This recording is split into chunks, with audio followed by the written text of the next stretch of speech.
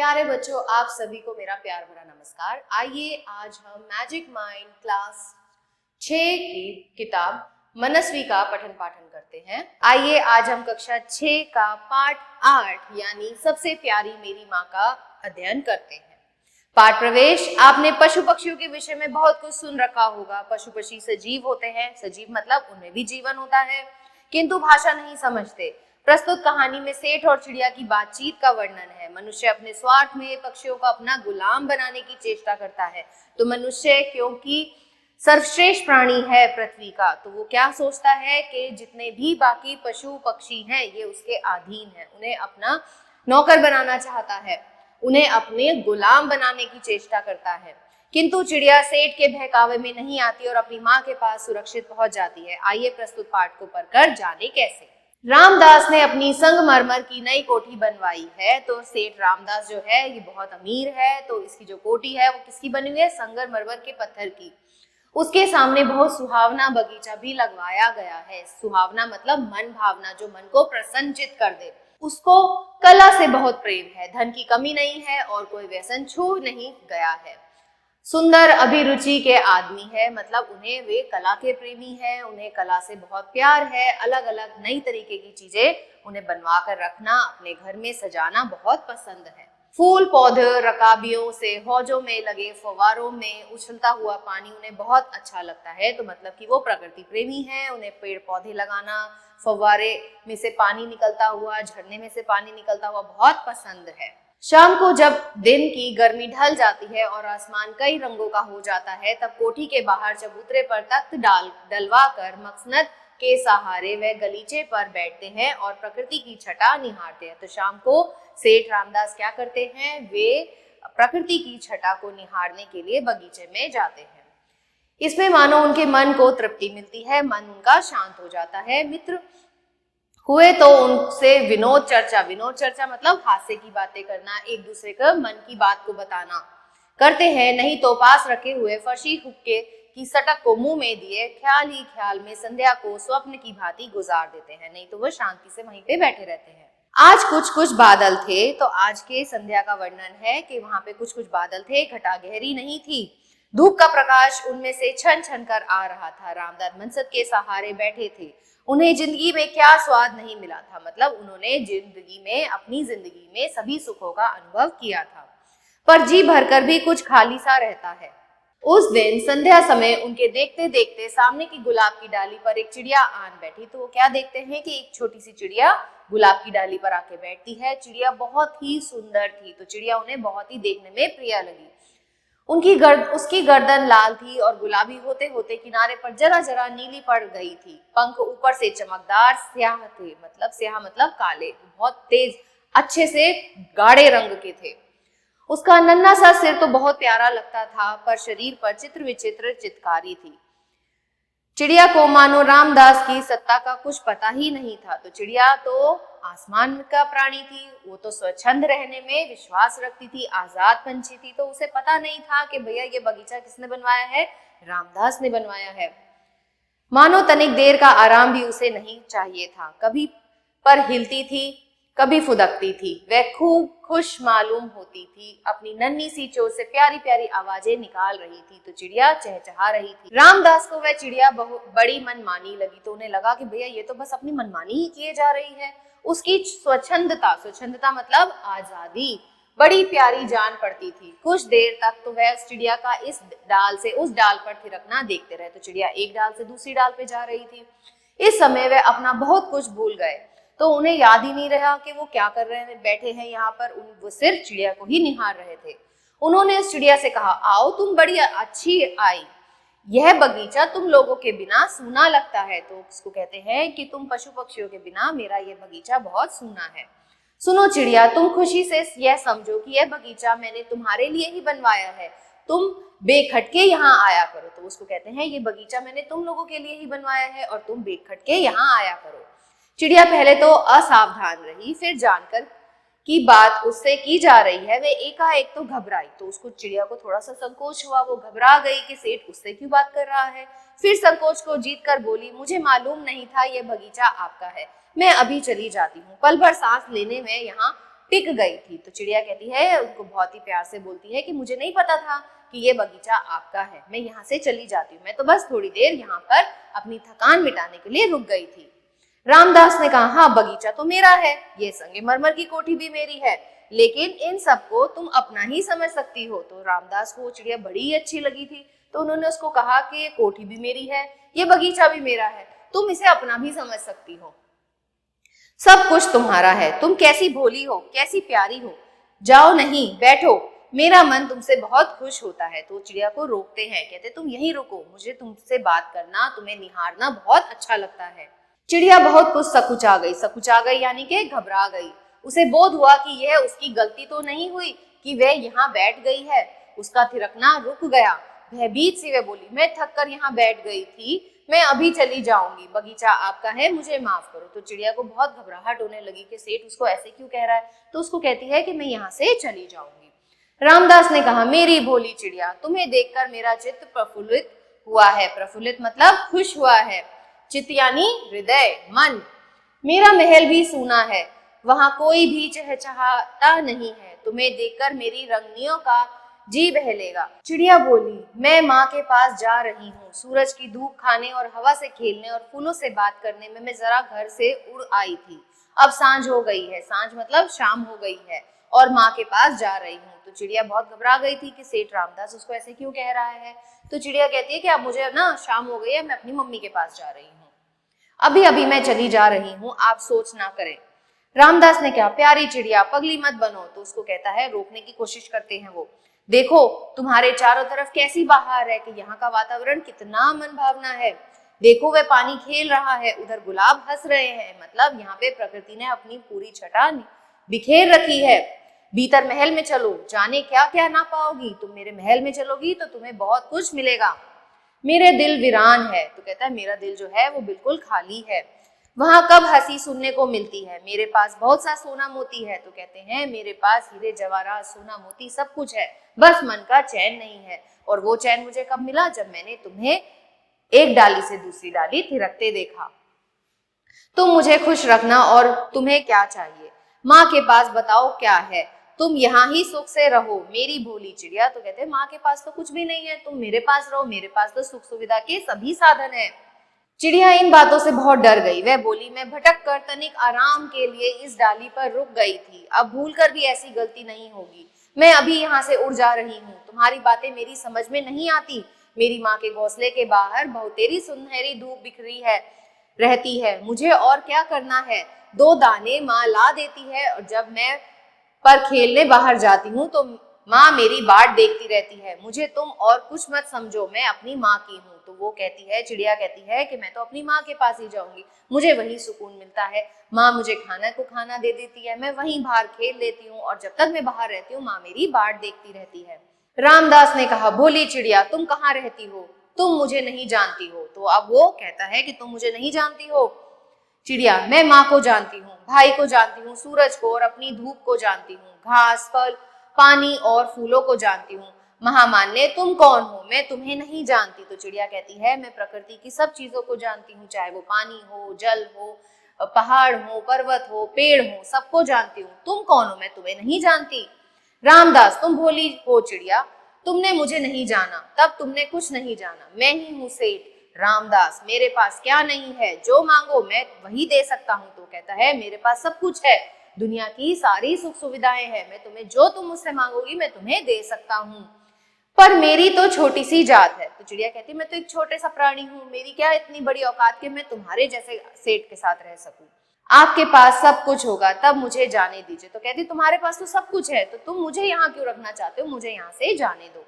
रामदास, चिड़िया तू नीरी अनजान है, मुझे खुश करेगी तो तुझे माला माल कर सकता हूँ। तो कहता है कि अगर तू मुझे खुशी प्रदान करेगी तो मैं तुझे सब कुछ दे सकता हूँ। चिड़िया, तुम सेठ हो, मैं नहीं जानती सेठ क्या होता है, पर सेठ कोई बड़ी बात होती होगी, मैं अनसमझ ठहरी, माँ मुझे बहुत प्यार करती है, वे मेरी राह देखती होगी, मैं माला माल होकर क्या करूंगी, मैं नहीं जानती माला माल किसे कहते हैं, क्या मुझे वह तुम्हारा माला माल होना चाहिए।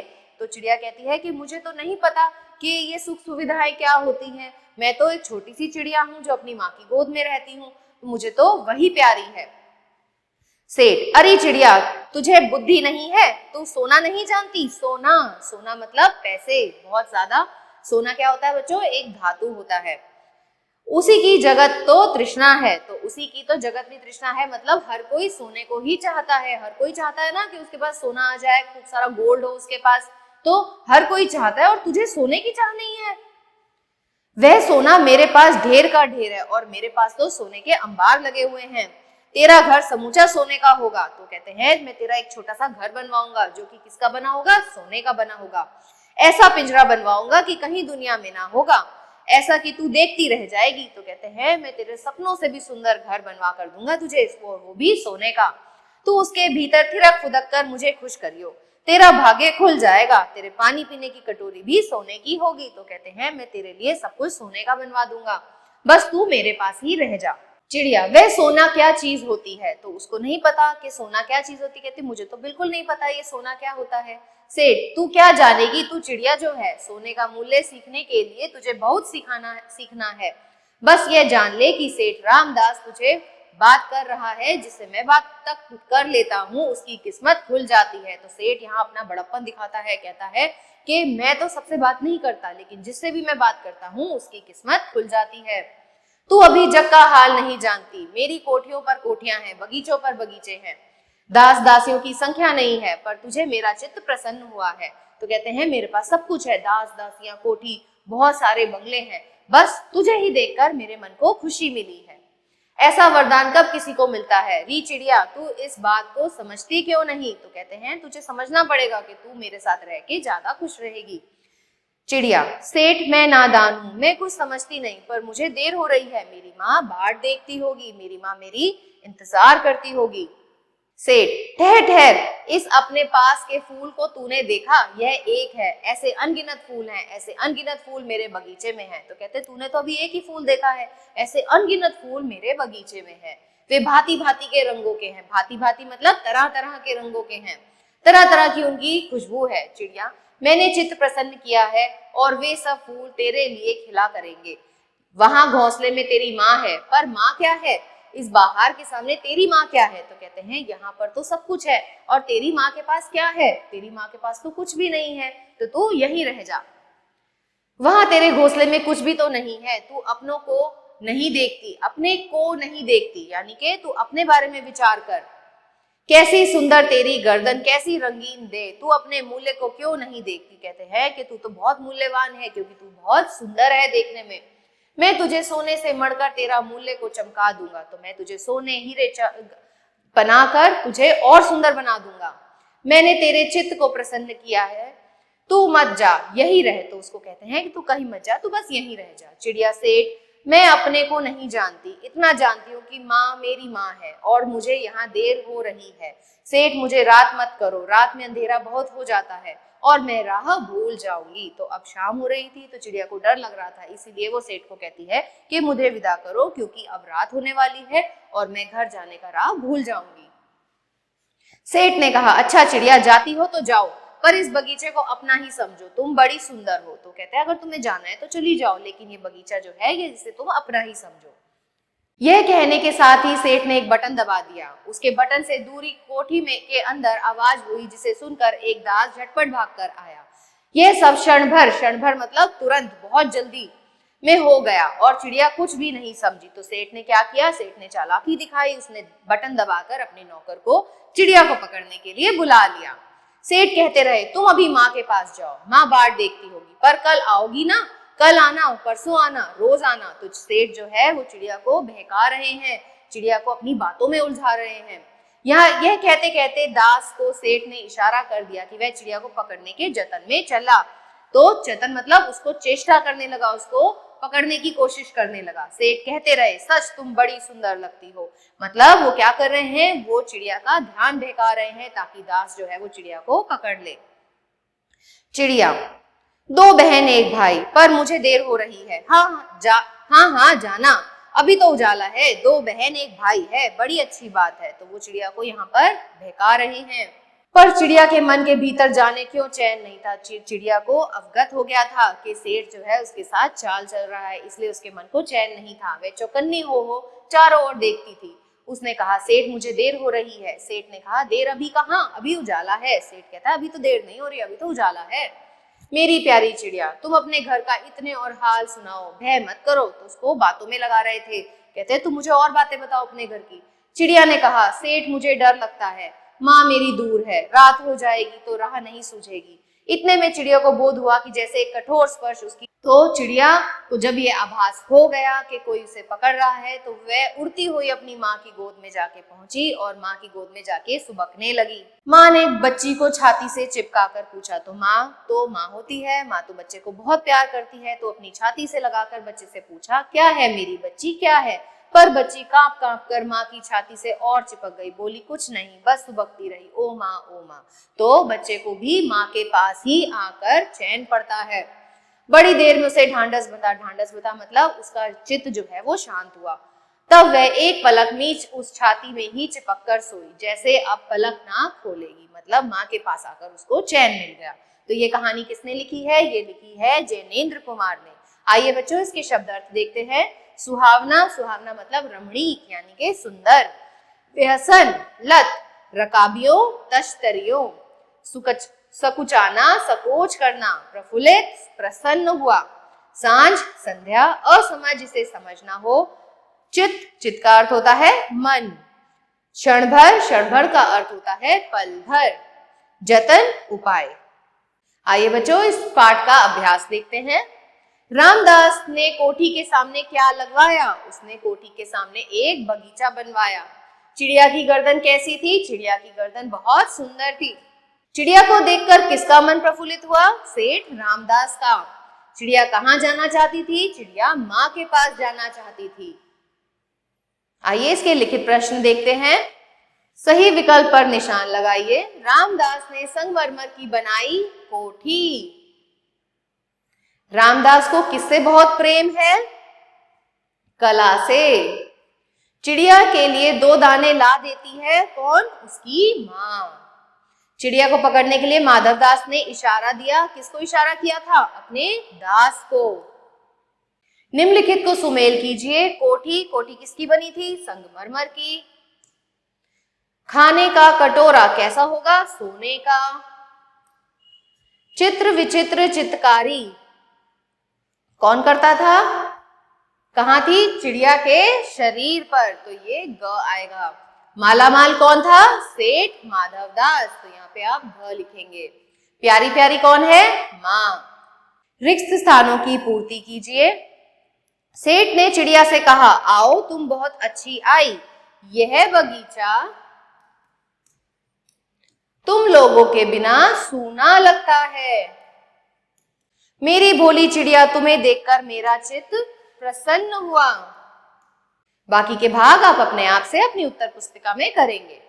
निम्नलिखित प्रश्नों के उत्तर दीजिए। रामदास का जीवन संपन्नता से भरा था, वह सुखी नहीं था। इन किन बातों से ज्ञात होता है, इस बातों से ध्यान होता है क्योंकि उसके पास सब कुछ था, धन धान्य की कोई कमी नहीं थी, लेकिन फिर भी उसका चित्त शांत नहीं था। उसे अपने चित्त में कोई खालीपन महसूस होता था, इसीलिए वह चिड़िया को देखकर बहुत प्रसन्न हुआ और वही चाहता था कि चिड़िया उसके जीवन का खालीपन जो है उसे दूर करे।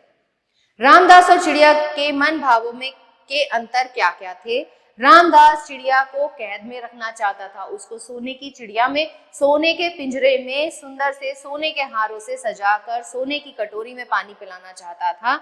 लेकिन चिड़िया स्वच्छंद जीवन जीना चाहती थी, वह अभावों में भी अपनी माँ की गोद में सुकून पाती थी। रामदास चिड़िया से बार बार क्यों कहता था कि बगीचा तुम्हारा है, इसके पीछे सेठ की प्रतिक्रिया लिखिए। तो वह बार बार इसलिए कहता था क्योंकि वह चिड़िया का मन बहका रहा था, वह चाहता था उसका नौकर जो है वो चिड़िया को पकड़ ले और वो हमेशा चिड़िया को अपने पास रख सके। आप इस कहानी का कोई और शीर्षक देना चाहेंगे, यदि हाँ तो क्या, तो इसमें हम रख सकते हैं माँ की ममता, कि माँ की ममता जो है बच्चे के लिए सर्वश्रेष्ठ होती है, उसके आगे दुनिया भर का सोना चांदी धन धान्य भी कोई महत्व नहीं रखता। आशा करती हूँ यह पाठ आपको अच्छे से समझ आया होगा। मिलते हैं अगले पाठ में, तब तक के लिए आभार।